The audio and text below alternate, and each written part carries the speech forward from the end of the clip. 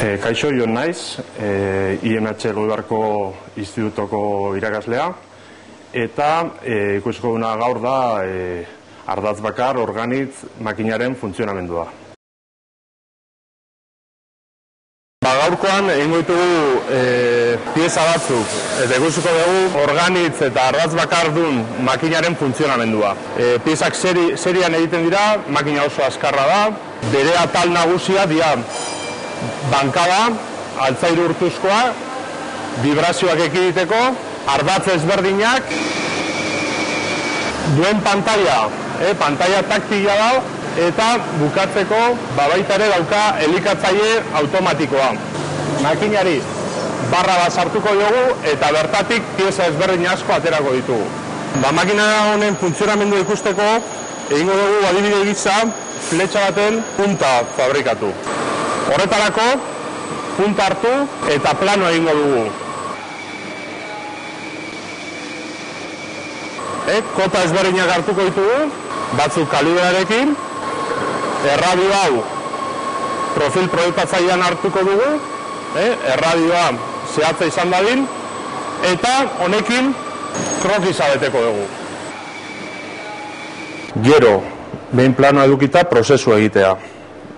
Materiale, erraminta baldintzak, eraiketa ordena, eta horrelako kontuak azalduko liake puntu honetan. Hirugarren puntu bezala programazioa, ukipenezko pantalla eta laguntza grafikoekin egiten da. Hurrengo pausua, izango zen, erraminten korrektorea sartzea, bertan, pieza neurtuaz, sartuko genituzke balore ezberdinak, bai arbaztu eta bai trontzaketako lanetan. Egingo duguna da, erramintaen luzera ikusteko, pieza pixkat mekanizatu,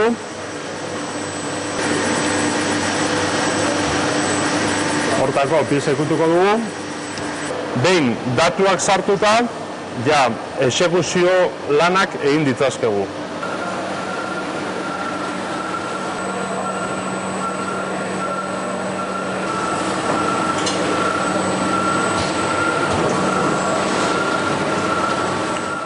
Seigarren pausu bezala, erraminten azken doiketa, ja lortu dugu leheneko pieza, eta ikusiko dugu ea neurritan ondo dagoen. Hemen ikusten dugunez, dezima bat falta zaiola, aldatuko dugu neurria. Hurrengo pieza, ja neurriz ondo aterako da. Eta azken puntu bezala, denboraren murrizketa. Aurreztu daitezken denborak, bai desplazamendua, aintzinapen eta barretan, aplikatuko dira. Labur bilduz, jarraitutako pausuak piezaren fabrikazioan izan dira. Planua egin, prozesua egin, programazioa, korrektore edo zuzentzaileen doiketa, piezaren mekanizazioa, erramintaren azken doiketa eta denboren murrizketa.